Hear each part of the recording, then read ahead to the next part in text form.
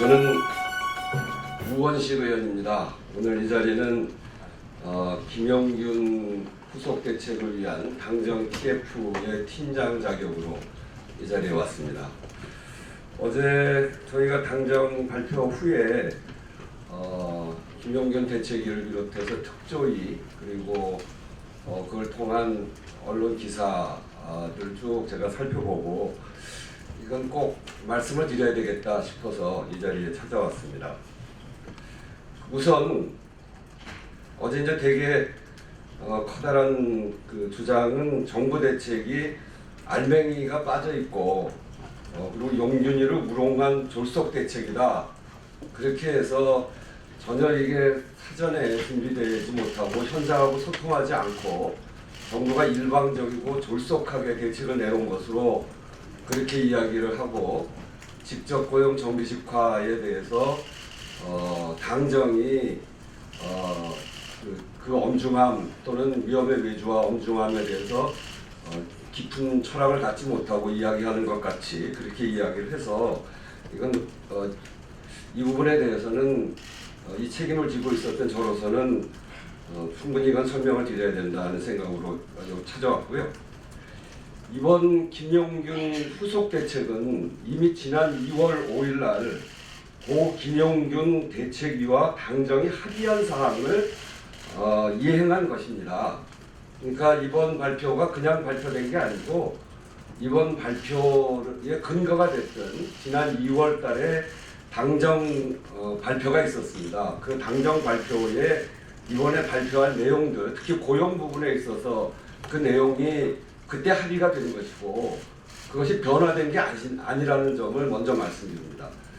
그 당시에 보면 그 사고가 나고 김영균 군이 참사를 당하고 바로 제가 내려가서 현장을 살피기 시작했고 그 전에 그 사고가 있기 전 국정감사에서 제가 이 문제를 문제를 제기했을 뿐 아니라 현장에 있는 노동자 대표를 증인으로 불러서 현장의 위험성을 제기하기도 했기 때문에 제가 이 문제는 꼭 책임지고 풀어야 되겠다 이렇게 생각을 했고 그런 과정에 김영균 군의 참사가 일어났습니다. 그래서 현장에 가는 것으로부터 해서 그 이후에 여러 차례 소통을 하면서 김영균 군의 사망 대책을 논의를 했죠. 정부에서 매우 어려워했고 그리고 이거는 중간에 가다가 실종될 가능성이 높아서 당에 다시 개입을 하기 시작을 해서 당이 사실상 주도권을 쥐고 논의를 시작한 겁니다. 그때 한 언론사가 이렇게 당시의 일지를 이렇게 만든 게 있습니다. 그때 보면 김영균 노동자 사망대책 당정청 논의 과정 그래서 2019년 1월 28일 날 우원식 민주당 의원이 산업부에 대해서 경상정비 정규직화 방안 논의를 하자고 했더니 산업부가 난색을 표해서 30일 날은 이해찬 민주당 대표가 제가 산업부 장관을 비공개 당정을 해서 특히 이 대표가 산업부 의지가 부족하다. 위험의 외주화 꼭 이뤄내야 된다. 위험의 외주화를 완전히 막아야 된다. 이렇게 이야기를 하고 그건 대통령의 입장이기도 했었고요. 그리고 31일 밤부터 김수현 청와대 정책실장 산업부 이렇게 해서 제 방에서 마라톤 회의를 통해서 이 안을 정리를 했습니다. 그래서 밤 11시에 저와 김수현 정책실장이 김영균 대책위를 당정 초안을 가지고 대책위에 전달을 했고 그래서 그거에 대해서 입장을 달라고 했습니다. 2월 1일 밤까지 그때부터 2월 1일 밤까지 지속적으로 대책위와 릴레이 논의를 했고 오후 5시에 최종 타결돼서 당정 발표 일정을 잡았습니다. 그렇지만 또 약간의 문제가 있어서 취소를 했다가 2일날 오전 8시에 우원식 산업부 대책위가 15시간 마라톤 회의를 통해서 저녁 7시에 김수현 실장도 합류해서 밤 11시까지 추가 논의를 통해서 4일날 최종 타결을 했습니다. 이 타결이 끝나고 난 이후에 장례 절차가 진행이 됐고 회사와 김영균 대책위 가족 간의 피해 보상 문제에 대해서도 합의가 다 돼서 5일날 저희가 설날이었죠. 다 기억하실 겁니다. 설날 당정협의한 게 처음인데 그날 당정 발표를 하고 명절 지나고서 장례식을 치른 겁니다. 이 얘기를 왜 제가 자세히 하냐면 2월 5일 날의 당정 발표는 당정이 일방적으로 발표한 것이 아니고 시민대책위까지 포함해서 그리고 현장에 있는 노동자까지 다 포함해서 정말 진통 끝에 합의한 겁니다. 정말 어렵게 합의했습니다. 그래서 이 언론사들도 이 합의에 대해서 굉장히 높이 평가하고 정말 당이 이번에 열심히 잘했다. 청와대도 결단을 내줘서 산업부가 어렵다고 하는 것을 정말 잘해줬다. 이렇게 해서 굉장히 높이 평가도 했습니다. 그때 합의문을 보면 이렇게 되어 있습니다. 이게 합의문입니다. 1항은 특조위를 구성하는 겁니다. 이게 여러 가지 당정 발표를 통해서 다 되지 못하는 미세한 것들, 환경적인 문제까지 포함해서 현장의 위험을 해소하기 위해서는 전문가들로 구성된 특조위가 제대로 활동하면 좋겠다는 게 1항이고요. 2항은 2인 1조 등 긴급 안전 조치를 하자가 2항이고 3항은 뭐냐면 고용 문제입니다. 근본 사고가 발생한 연료환경 설비 운전 분야에 대해서는 공공기관으로 정규직 전환을 조속히 매듭짓는다. 공공기관을 만들기로 한 겁니다. 경상정비 분야에 대해서는 이거 그렇게 하기도 쉽지 않고 매우 복잡한 사정을 이 경상정비 분야에 여러 회사들이 결합되어 있기 때문에 그게 어려웠기 때문에 위험의 외주와 방지라는 원칙하에 세부 업무 영역을 분석해서 위험을 최소화하면서 전문성을 강화하는 방안, 근로자의 처우 및 정규직화 여부 등 고용의 안정성을 근본적으로 개선하는 방안을 마련한다. 이렇게 합의를 한 겁니다. 왜 이렇게 그리고 세부 브리핑에서는 좀 더 구체적으로 이게 같이 발표한 건데 구체적으로 이렇게 했습니다. 특조위는 2019년 6월 30일까지 그 내용을 조사 결과를 제시한다. 이렇게 했고요. 2항의 3에 가면 5개 발전사 전환 대상 업무를 통합한 하나의 공공기관을 만들고 직접 고용한다. 그러니까 발전사 직접 고용은 어렵다고 판단을 한 것이고 이 5개 발전사가 하나의 통합된 공공기관을 만들어서 거기에 직접 고용을 하자. 이를테면 KPS 같은 거를 만들어서 거기에 직접 고용을 하자는 겁니다. 이게 왜 이렇게 결론을 낼 수밖에 없었냐면 다들 이게 한참 논의하다 마지막까지 대책이나 현장 노동자들하고 부닥쳤던 문제가 직접 고용해라. 그리고 연료환경 설비에서 직접 고용 정규직화해라. 그리고 이 경상정비 부분에 있어서는 KPS와 같은 회사를 만들어서 거기다 일원화해라. 이게 이제 그 당시 요구인데 그 부분 가지고 맨날 며칠을 토론한 겁니다. 왜 이게 어려웠냐면 첫째는 연료환경 설비의 경우에는 한전산업개발이 전체 연료환경 설비 전체의 75%의 일을 담당하고 있습니다. 한전산업개발이 3,100명의 그 인력을 가지고 있는데 여기 일하는 사람들, 연료환경 설비 일하는 사람들이 2,000명이 됩니다. 이거를 직접 고용할 경우에 한전산업개발이 공중분해가 됩니다. 과연 한전산업개발을 공중분해시킬 수 있는가? 여기에 주주회사들인데 여기 소송 걸고 이렇게 할 경우에 어떻게 할 거냐? 두 번째는 여기 2,000명은 직접 고용한다고 해도 나머지 1,100명은 또 어떻게 할 거냐?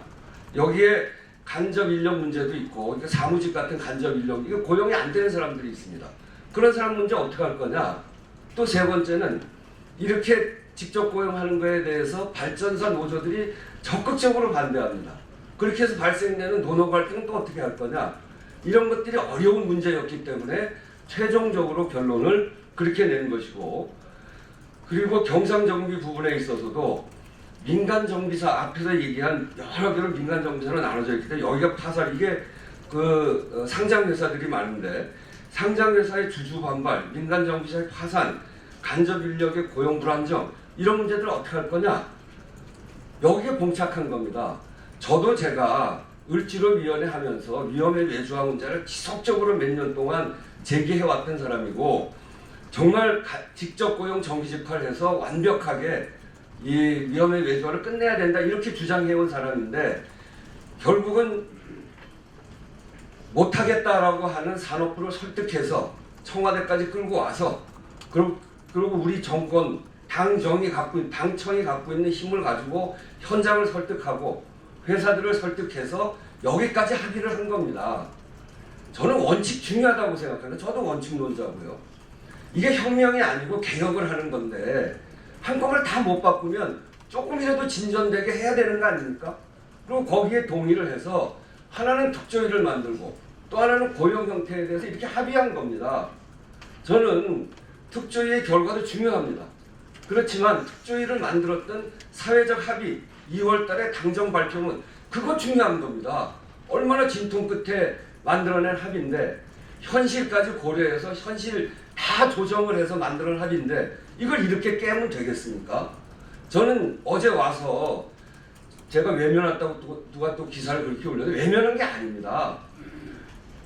저희 이 일을 담당하고 있는 비서관이 있습니다. 박기영 비서관인데 박기영 비서관은 현장하고 김용균 참사 전부터 현장하고 수백 통화를 하면서 이 문제를 조율해 온 사람입니다. 누구보다 잘하는 사람입니다. 2월 5일 날 지난 12월 5일 날 정부가 대개 우리가 이걸 만드느라고 최종적으로 저희 방에서 다 조정을 했는데 이걸 만드느라고 대개 조율된 내용을 가지고 정부가 특조위에다 설명했습니다. 특조위 설명하는 자리에 직접 고용 정규직화 없는 대책은 소용없다. 이래갖고 회의가 안 된 겁니다. 그런데 소통을 안 했다는 게 말이 됩니까? 저는 그런 점에서 또 하나는 특조위에 대해서도 제가 특조위 발표하기 전에 특조위의 그 흐름이 직접 고용 정규직화로 권고안을 낼 것 같더라고요. 그래서 제가 특조위 위원들이 우리 TF팀에게 특조위 안을 발표하기 전에 설명하는 자리가 있었습니다. 제가 그 자리에 가서 김지영 위원장을 포함해서 특조위 위원들한테 분명하게 얘기했습니다. 특조위는 원칙적으로 이야기할 수는 있지만 2월 달에 합의가 사회적 합의고 매우 중요하고 굉장히 어렵게 진통 끝에 만들어낸 합의이기 때문에 이 합의가 지켜지는 방향으로 됐으면 좋겠다. 제가 누차례 그렇게 얘기했습니다. 그렇지만 특조위는 저희들의 요청을 거부했습니다. 그리고 직접 고용 정규직화를 권고안으로 냈습니다. 저는 그렇게 생각합니다. 특조위를 만들었던 사회적 합의문 안에 있는 고용 방식의 합의, 전 그게 중요하다고 생각합니다. 저도 원칙적으로 직접 고용 정규직화를 원하는 사람이지만 현실에서 그것이 다 수용되기 어렵다면 그거보다 한 발 나아가는 이런 거 아니겠습니까? 지금 경상정비에는 그 특조위 권고안이 KPS로 일어나자는 겁니다. KPS는 공공기관입니다. 그래서 경상정비는 KPS로 일어나자고 하는 요구를 하는 거고 그거 훨씬 복잡하기 때문에 직접 고용 요구를 하지 않습니다. 그 KPS로 일어나자는 건데 지금 우리가 생각하고 있는 거는 연료환경설비에 공공기관, 공문법상 공공기관을 만들어서 거기에 단일화하자라고 하는 거는 KPS 같은 기관을 만들자는 겁니다. 왜 경상정비는 KPS면 되는데 연료환경설비는 KPS면 안 된다는 겁니까? 그럼 이 공공기관을 만들어서 정규직화하는 건 왜 안 된다는 겁니까?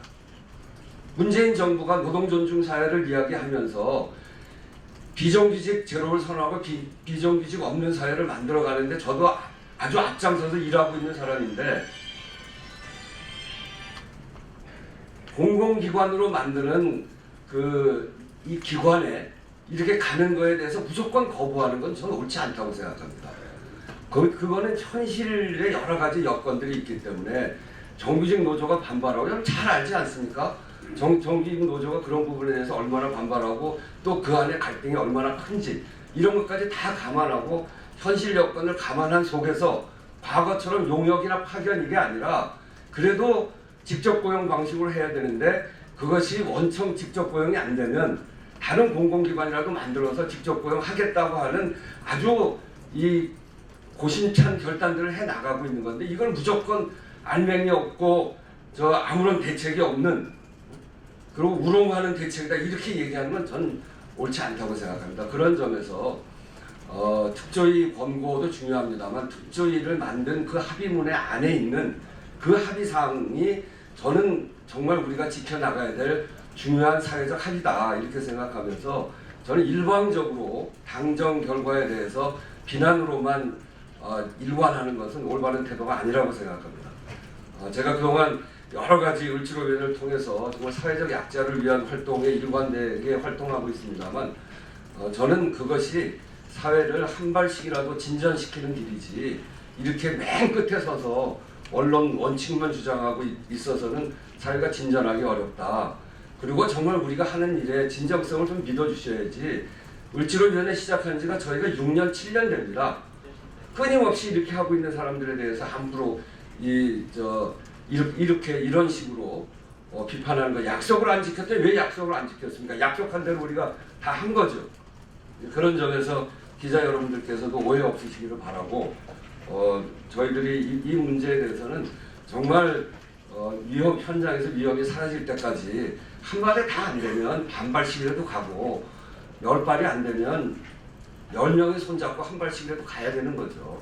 그렇게 하고 있다는 것을 다시 한번 말씀드립니다. 이상입니다. 맞아, 뭐 없으신가요? 저는 신입이라. 그리고 이제 사실은 현장에서도 연료환경 설비의 노사전 협의체 그때 합의한 거에 의해서 노사전 협의체가 작동을 하고 있는데 거기에서 다수가 한국노총이에요. 거기는 당정 발표문에 대해서 긍정적입니다. 근데 이제 민주노총 일부가 이제 특조위 지난번에 합의했지만 특조위 공고안을 가지고 이제 계속 그렇게 이야기를 하고 있는 거고 또 경상정비 같은 경우에는 민주노총이 다수인데 여기서도 지금 그렇게 요구하지는 않아요. 노동자 합의안을 만들었어요. 노동자 합의안에 고용안전, 처우 개선, 계약기간 연장 이런 것들의 단일화를 만들어가지고 사측하고 협의하는 16일부터 협의에 들어갑니다. 그래서 전체적으로는 2월 합의하는 거를 가지고 이렇게 가고 있는데 지금 너무 일방적으로 비난을 받고 있어서 그건 옳지 않다.